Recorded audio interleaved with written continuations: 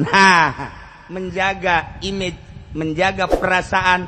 Urang mah deuk ka Allah situ macan puguh, urang mah deuk ka Allah situ mah henteu, urang mah deuk ka Allah situ mah lain. Urang mah urang bae. Nah iyalah loba nu gagal kiai teh di dieu.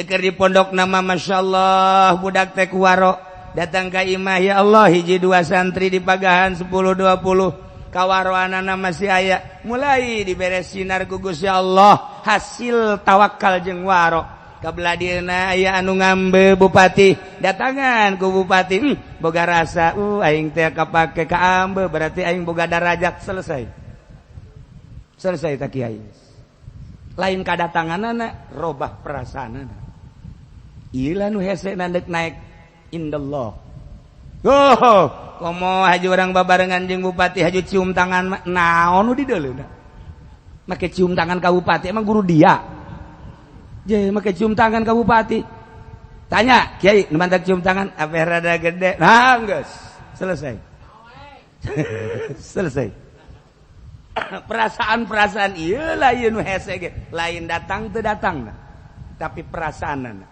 aya jelema teu kadatangan ku bupati tapi boga perasaan cintana teh cinta hartana cinta jabatanana selesai iman sulusu seperti itu selesai nah iyalah urang ngajak aing mah deuk ka Allah beres adapun di sisi digigir jelema nu sugih pejabat dan lain sebagainya atuh biasanya namanya aing eta nu hesena kos kitu tah ngan ulah haju kos aspek kumaha aspek itu usah make speaker haram sasalaman jeung jelema nu make speaker haram jeung nusok pabidahan Arab giliran bae manehanana kadatangan ku pejabat mere duit haram teu itu merada mulai ka dieu dibere deui ku orang bank ditarima bae ya Allah da ieu teh bisa ngatur urusan kos kitu urusan bid'ah aya bid'ah akidah aya bid'ah syariah maksudna aya bid'ah hadiah dan lain sebagainya teu kok teu dikaji sih aji heula tuh nu kos kitu ulah aju ka panggih jeung nu sok make speaker haram sasalaman Jumat ge teu meunang kajen duaan bae Jumat mana kitabna anu ti salat Jumat duaan ya eueuh kitabna nah ieu lah geus acak-acakan urang deuk ka Allah aing mambung jeung si eta mah emang naon emang kunaon aing mah tasawuf bung urang riung aing mah tasawuf cek cenah teh aja bebeja deui beusi aya anu ngondang ka ieu mah bejakeun keur kholwah beuh budak pohara ieu bagus teh beres kos ieu nah nu eta kudu boga guru nah ieu deuk naon ieu maksudna sing hade urang deuk ka Allah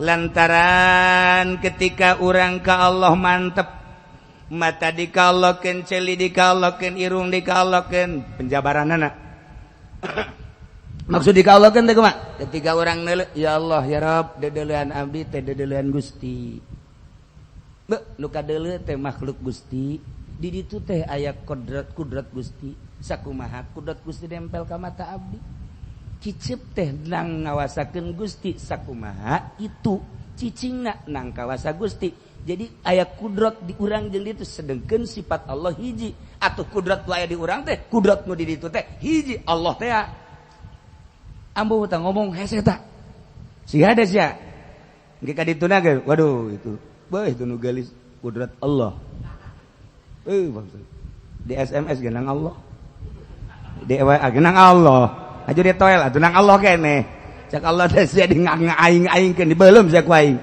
nang Allah si ade sebab ieu mah perasaan lain syariat engke thariqah engke hakikat ta syariat engke bakal hakikat ngan melalui thariqah mayoritas nah di dieu lah mata dikaallahkeun celi dikaallahkeun irung dikaallahkeun sungut dikaallahkeun kabeh dikaallahkeun geus kaleumpang-leumpang kulantaran dikaallahkeun moal aya leumpang di luar perintah Allah lantaran mata dikaallahkeun moal aya deuleu di luar perintah Allah lantaran ceuli dikaallahkeun moal aya denge anu lain perintah Allah selalu aya di Allah didinya lah istiqomahnya na ibadah ka Gusti Allah sanggeus ibadah istiqomah bakal dibere yaro mala yarauna neule kana perkara nu teu pernah kadele ku batu denge nu teu pernah kadenge ku batu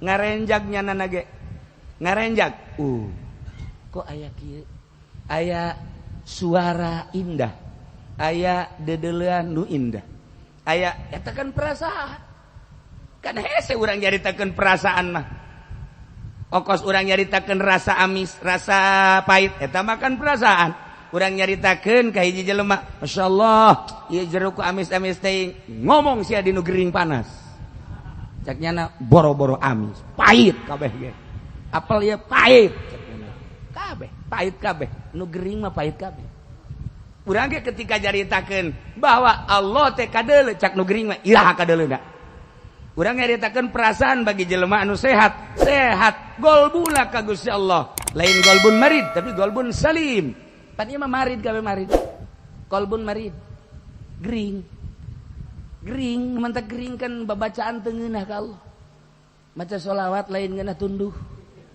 maca Quran kakarage menang 2 ayat aju heai deres heai haji bisa dilengkapkeun teu ngecalangap bae nah ieu tanda bahwa golbun marid. Nah, tanda bahwa orang masih kena derajatna di dinya. Tapi lamun jelema boga derajat emang maca sholawat ngeunahna kumaha? Hese caritakeun, ngeunah teh hese caritakeun. Maca Quran lain butuh tamatna, tapi indah jeung ngeunahna eta mah hese caritakeun. Ngeunah kumaha sih ngeunah? Salat dibere ke kangeunahan. Lamun geus ngeunah geus hese nyaritakeunana. Kumaha eta ngeunah? Ngeunah hiji asa bareng jeung Allah nomor kadua asa leungit pemikiran-pemikiran selian Allah masya Allah eta lah bakal dibere lazat nah tidinya engke bakal dibere karomah lamun urang dibere karomah haji urang bunga geussan jadi wali nang geussan turun wis lah biasa maning iya wis derajat kewalianana wes orang anak hilang tanpa karana nggak saya langsung biasa deh engke kalazatan eueuh hayang lazat deh hese teu bisa sebulan 2 bulan teu bisa kan eta nyana nu mantak dibere karomah teh baca sholawat nikmat bentang ngeunaheun maca Quran ngeunah sholawat salat ngeunah nikmat lah nikmat hese nyaritakeunana tah ketika nyana dibere karomah haju nyana bunga geus selesai moal aya ngeunah deui teh salat moal aya ngeunah deui maca Quran geussan we sebab naon sebab karomah teh eta teh pamere Allah sakadar tanda Allah ngangkat ka manehanana diangkat ka kasihna haju urang bunga berarti lain deka Allah deka karomah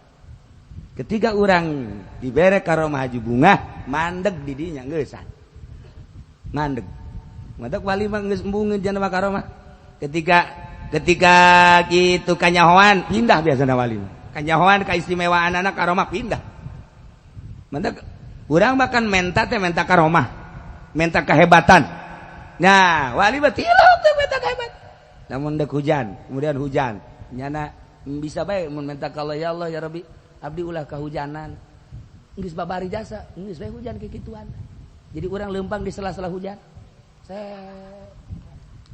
bisa cuman engke bakalna jelema bakal ngamulyakeun dan lain sebagainya ieu nu bakal cilaka besi teu kuat biasanya ada minta ya Allah ya Rabbi hujankeun bae abdi mah kahujanan bae geus seri bae mun batur jebut cenah cok batur cenah wali ya kahujan mana jibreg teu bohong tah lain wali kadang kita kunyah bunga, masya Allah nikmat tekanyahoan kawalianana nikmat.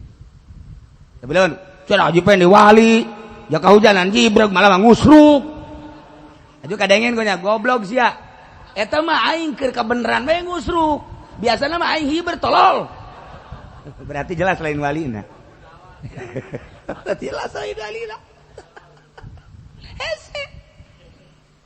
Sedengkeun wali teh dibere beta karomah teh dibere bae karomah endek bae dek dibere mate nya mah entilok menta ya Allah ya Rabb menta diijabah doa tilok ngadoa bae tilok menta hayang diijabah tilok Urang makan minta diijabah, minta hasil maksud. Oh, hasil sod, hasil maosidan.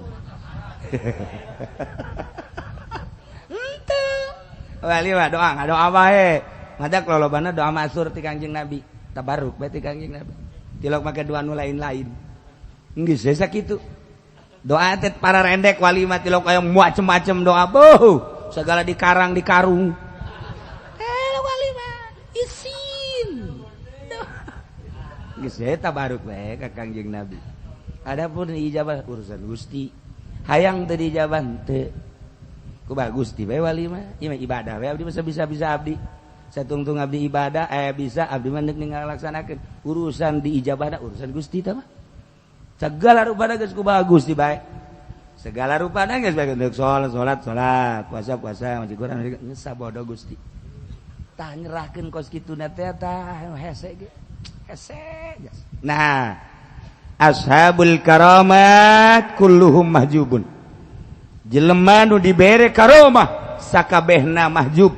Lamun jelema dibere karomah bunga sanggeus bunga nyana senang geus mahjub.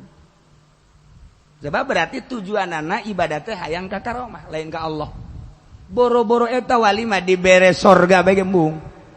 Sorga bae embung wali. Atuh tuan teh Sitir Batul Adawiyah balikan di cara kamari Gusti. Lamun abdi aya jatah ku Gusti bakal dibere dunia bikeun ka kafir. Lamun abdi dibere ganjaran pangmikeun keun ka mukminin nu hayang ganjaran. Abdi mah dunia teu puguh teu butuh ganjaran teu butuh. Hayang ka satu abdi mah hayang ka Gusti. Masya Allah. Tuh kan. Nah, ini luar biasa. Urang bogo ka awewe aju resep kana pamerena, ya cilaka. Maning anterkeun deui Neng. Ieu kue cincin teu hayang kakak mah. Kakak mah hayang ge cincin eta.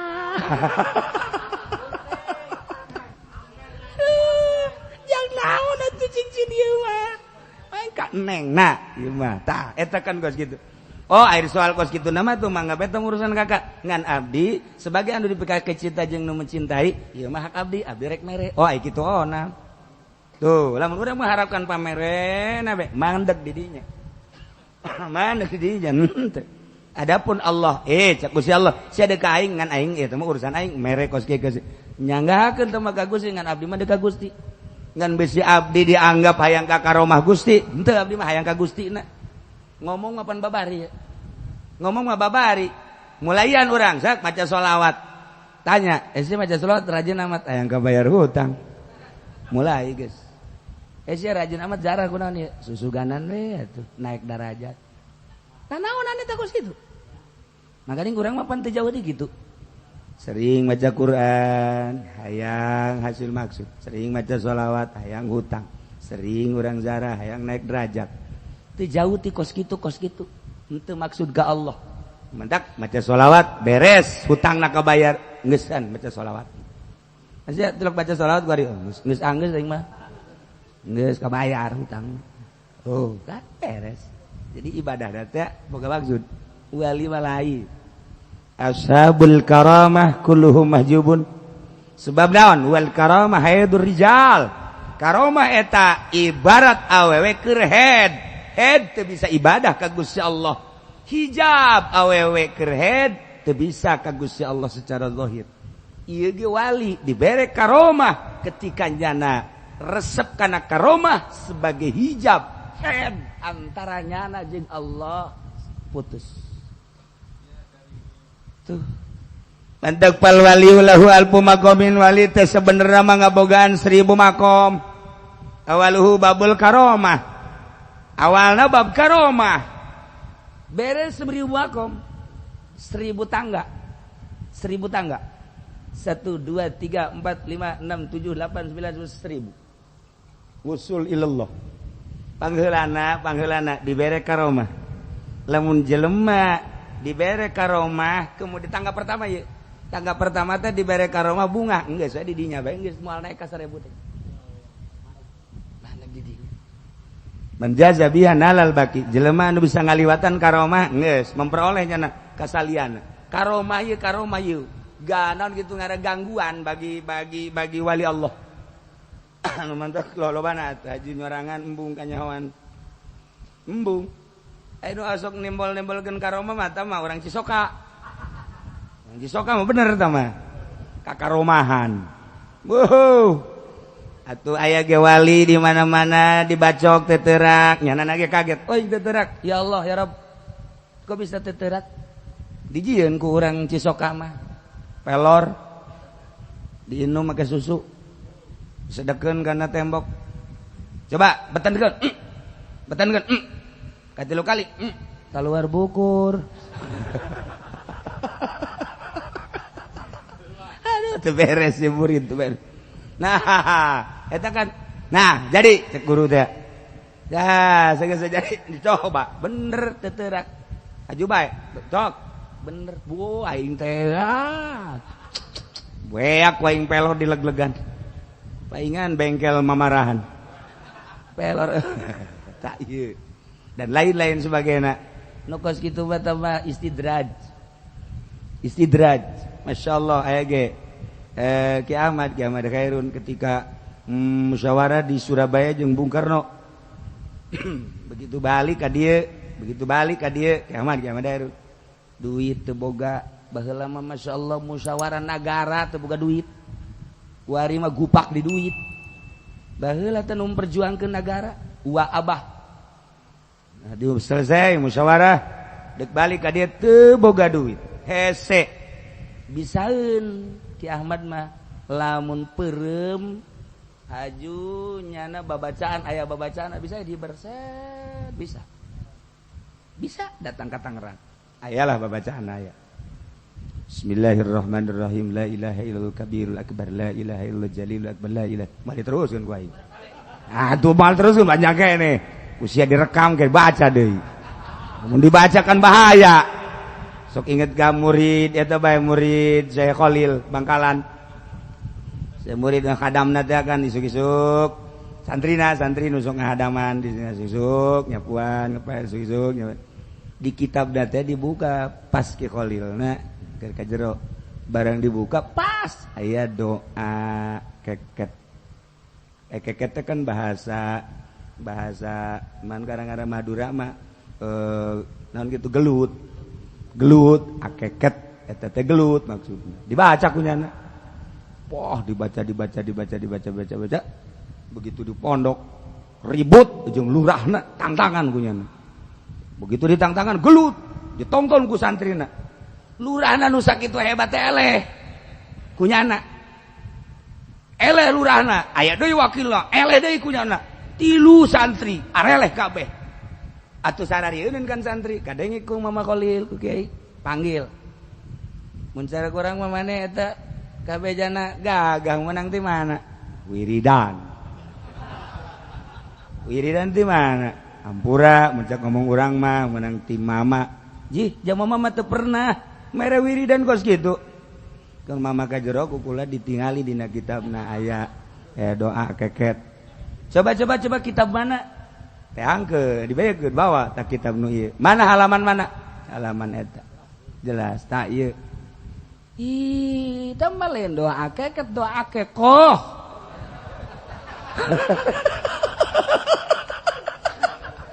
lantarannya nama anggapan doa keket paranti gelut keyakinanana padahal doa kekah diwirid jadi menang aku yakin eta kos gitu. Ya Allah ya Rabb urang mah geus dibere Izqala Yusuf ge lantaran teu yakin atuh geus babudah begitu ditanya si Sarwitina manyun urang ada kurang yakin tuh batur mah doa kekah pakai kajagoan atuh Ki Khalil lagi udah saya berikan dah buat kamu dah doa keket dah cuman jangan diturunin sama orang lain ya buat kamu aja emang kenapa ini aslinya doa akeko. Ya kalau mau motong akeko doanya ini. Dasar bodoh teh budaknya.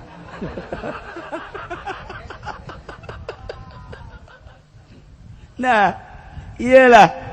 Jangan gitu ngaranna maling ngaranna maling. Ieu ge mun kukula dibacakeun ye. Bismillahirrahmanirrahim. La ilaha illallah, la ilaha illallah. Nah, panjang ka dituna. Oh. Bisa hiber. Bareng. Kurang keur ge pernah kula jeung Haji Pendi. Cekel diragag-ragag. Nyana. Kieu keur carita Ki Ahmad di Surabaya. Bisa nyana lamun kos kitu.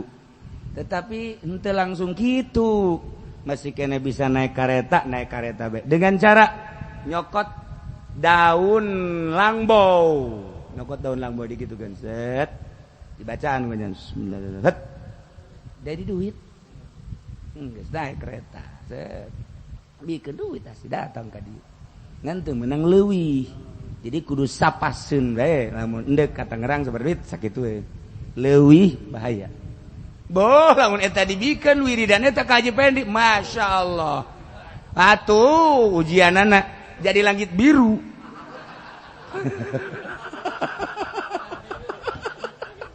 Atuh.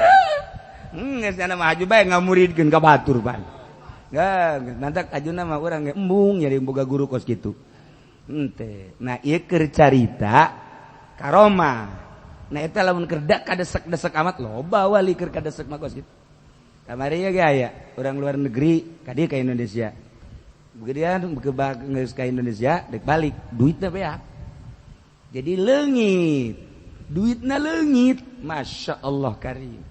Geus leungit beres silaturahim, nyana dengan sakumaha tadi tah. Aya babacaan dibaca, setelah dibaca sesa ongkoseun ti dieu ka lemburna bisa. Itulah wali-wali Allah. Nah, kuari wal karomah haidur rijal fal waliu lahu alfu maqam awaluhu babul karomah. Sajelema nu bisa melewati bab karomah, artina karomah ketika dibere karomah api lain teu hayang. Dibere bae ku Allah teu hayang. Nah, bakal nalal bakya wa ila lamun nyana henteu melewati bunga fala moal bisa naik. Mendak wali mah geus teh hayangin nya kos kitu bae. Asa pira kos kitu. Geus teu hayang. Nanaonan teu bobotoh kos kitu. Teu hayang nya.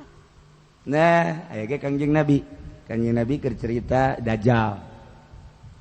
Gitu Dajjal engke di akhir bakal ngabogaan dua hiji surga tangan kanan, dua neraka. Cek Kangjeng Nabi penglihatan urang. Hakikatna kabeh ge neraka. Engke jelema dibere lapar. Ketika diberi lapar, maganing paila. Haju lapar, hanya Dajjal nu boga roti. Hanya Dajjal nu boga roti. Saha jelema nu dibere roti, berarti seubeuh ngan kafir. Lamun jelema teu dibere roti, teu narima kana roti, lapar.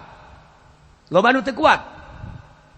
Sahabat kan ngomong, "Ya Rasulullah." Naon? Meunang abdi nanya. Silakan. Kumaha lamun mukminin dibere roti narima saenggeusna narima di dahar tapi teu iman ka Dajjal. Seuri Kangjeng Nabi. Mal bisa. Henteu cenah mun kula mah ieu di akhir zaman kebenaran aya Dajjal deuk kitu embung lapar. Cak sahabat daripada lapar mending cokot bae ta roti. Kemudian urangna moal iman ka ditu. Oh, cak Kangjeng Nabi moal bisa setiap anu kabere berarti kapitnah.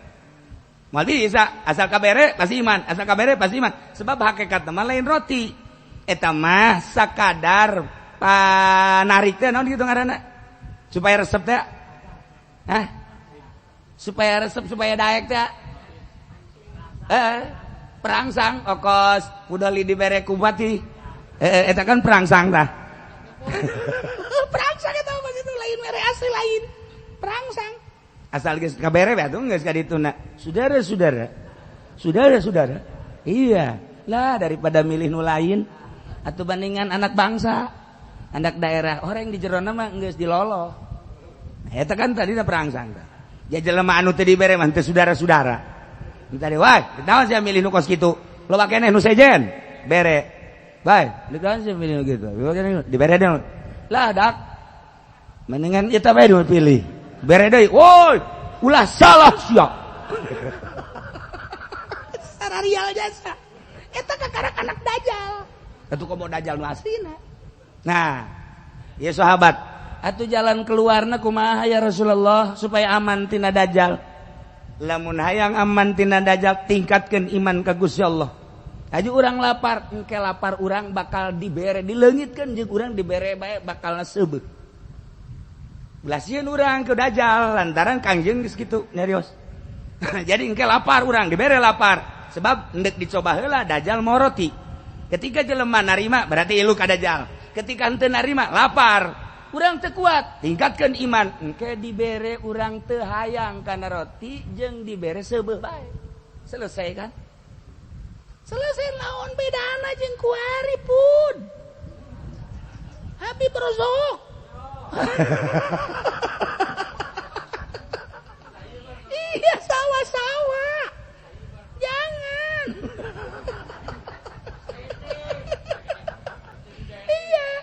Aduh, itu dajjal.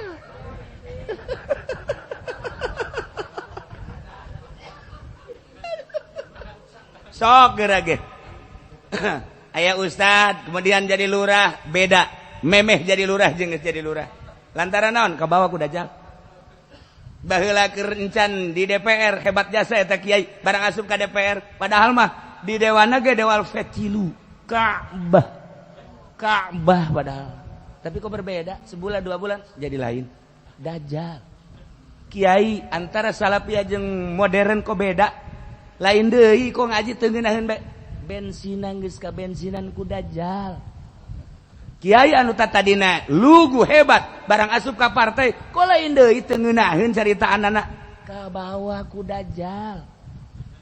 Moal diteruskeun jaguari ge loba ge anu ka dajjal lah. Moal mah disebutan hiji-hiji moal tah mah jang contoh dong tadi mah. Nah, atuh sia ge dajjal sarua. Iya bae. Kos aing teu nyaho bae. Nah iyalah karomah menjaza minha nalal baki wa ila pala kayak gerage kabagola baduhum wallahu alam.